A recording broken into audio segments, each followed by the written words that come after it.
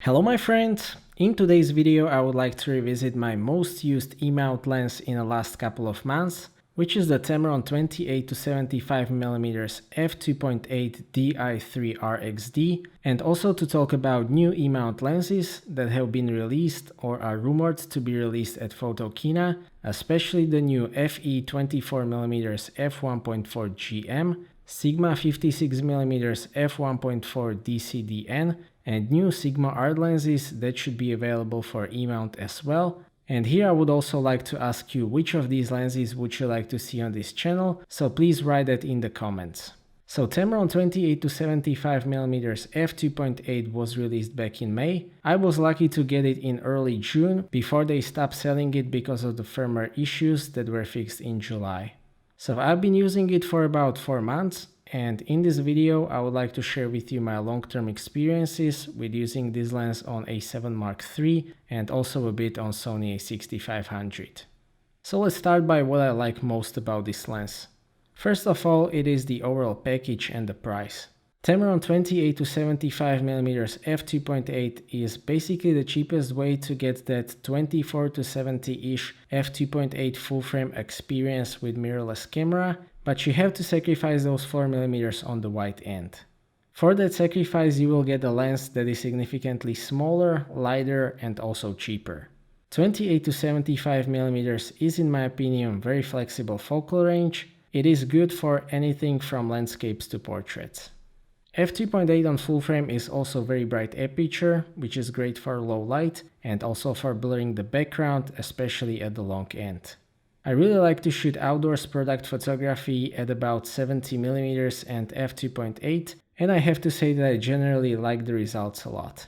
The build quality on this lens is okay, but it is not a premium lens, it is made of plastics, but I would say that the build quality is certainly good enough, it doesn't feel fragile and it is weather sealed. The mount is of course metal and there is a gasket.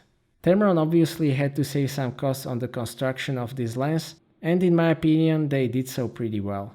My main complaint about the build quality from my original video was the smoothness of the zoom ring, and I am happy to say that it is now much smoother and the resistance is now even throughout the zoom range. Focusing ring is located closer to the camera body.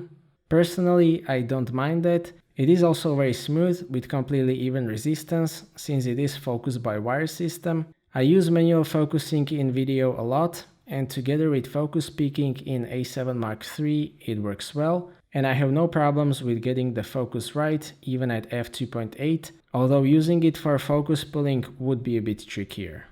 It uses 67mm filter thread, which is great because it is very common size, and it means that I can use it with my favorite quartz line filters, especially the ND100,000 is a lot of fun. And I also use ND8 with polarizer a lot for shooting video outdoors because it prevents me from using very high shutter speeds. I have also made a review of these filters and it will be linked in the description. Regarding the optical qualities, those are truly very good. The sharpness is really good from wide open at f2.8, even the corners are more than usable. It increases up to f8, but for real-world use, it is okay to use it anywhere from f2.8 to f11 depending on the scene, and it will be fine. That is basically the case throughout the whole focal range, even though the sharpness decreases just a bit toward the long end. The contrast is really good as well. Overall, I like the optical characteristics of this lens. One of, let's say, controversial aspects of this lens is the rendition of autofocus background or bokeh. It has 9 aperture blades, so it is smooth, although if the background is really busy, that rendition doesn't necessarily fit everyone's taste, although I personally like that it has a bit of that unique character. One of the advantages of this lens is that it has great semi-macro capabilities. The minimal focus distance is just 19 cm at the wide end and 39 cm at the long end. I use it a lot for shooting wristwatches. I have also shot a wristwatch review with this lens. I will leave a link to that in the description. But here I have realized that there is a bit of ghosting right at the minimal focus distance on contrasting edges. This is only apparent in very specific situations, so it doesn't have to be a concern for most users. Regarding the autofocus, it works great, just like with native Sony lens. The autofocus motor is completely silent, it works great in both stills and video. There were some issues with very early copies of this lens, where the autofocus would occasionally freeze and you would have to turn the camera on and off. My copy wasn't affected, and there has been a firmware update released that fixed this, so it is not a problem anymore. Tamron 28-75mm was launched shortly after the launch of Sony A7 III, and these are almost the perfect complementary products. Sony chose very aggressive price strategy, especially in the United States, and so did the Tamron, and these two have really created a camera and lens combination under $3,000 that can give you great results in both stills and video. Overall, it became my workhorse lens for this channel and also some other stuff that I shoot. So actually most of the footage that you have recently seen on this channel was shot through this lens, apart from videos shot on GH5S, which I have also reviewed. It has basically replaced my Sigma 18-35mm F1.8 that I have used before. I have also made a comparison of Sony A7 III with Tamron 28-75mm F2.8 and Sony A6500 with Sigma 18-35mm F1.8. I will leave a link to that in the description, so overall I highly recommend this lens for all-round use. You will need to sacrifice those 4mm on the wide end though, and difference between 24 and 28mm focal range is quite significant, which brings us to the first newly announced lens, which is the Sony 24mm F1.4 Grandmaster. I personally like 24mm focal length on full frame a lot. It is one of my most favorite focal lengths, which is why Sigma 16mm F1.4 for APS-C E-mount, which gives you 24mm full frame equivalent, is one of my most favorite lenses that I've ever used. That f1.8 aperture means that you will be able to achieve a very specific look, where you have wide angle with a blurred background, which is something that I really like with Sigma 16mm f1.4, and this 24mm f1.4 takes it even further since it is a full frame lens, and it also has 11 aperture blades, so that background blur should be very nice.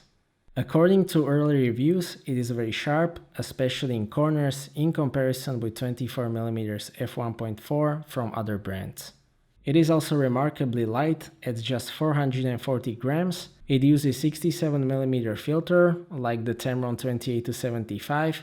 It has solid minimal focus distance of just 24 cm. It is weather sealed. It has aperture ring and focus hold button, so it is a very interesting lens, and I will try to make a review of this one.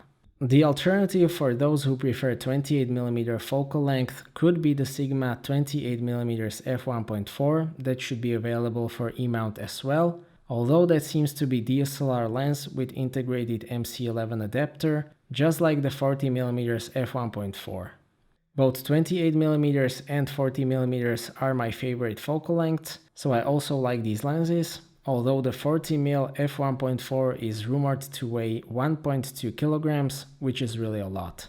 The next lens for E-mount that should be released is 56mm f1.4 DC-DN from my favorite DN line, so it is the third lens from this very successful line after the 16mm f1.4 and 30mm f1.4. Rumors about this lens were out since the introduction of 16mm version. Everyone thought that it will be 50mm lens, but it is 56mm instead, which gives you about 85mm full frame equivalent, which is very popular focal length for portraits. I hope that the optical qualities will be as good as with other two lenses in the lineup, although it could be a bit sharper wide open. It will also be compact. It will be just 6 cm long and it weighs just 280 grams. A bit of downside can be minimal focus distance, which is 50 cm, so it won't be suitable for semi-macro shots. The success of this lens also depends on whether Sony will launch new APS-C camera, which is rumored to be Mini A9, which would certainly be nice. I would be interested in that. I am generally a fan of APS-C, and if it would be able to do what the A9 does in terms of speed, plus shoot 4K 60p video, I would definitely like that. For now, I am still happy with my A6500. So that's it for this video, thank you for watching. I hope that you liked this video and that you found it to be useful. Stay tuned for more videos and maybe consider subscribing if you don't want to miss my future content. I appreciate your feedback in form of thumbs up or thumbs down. If you would like to ask anything or share your opinion, please do so in the comment section, and see you next time.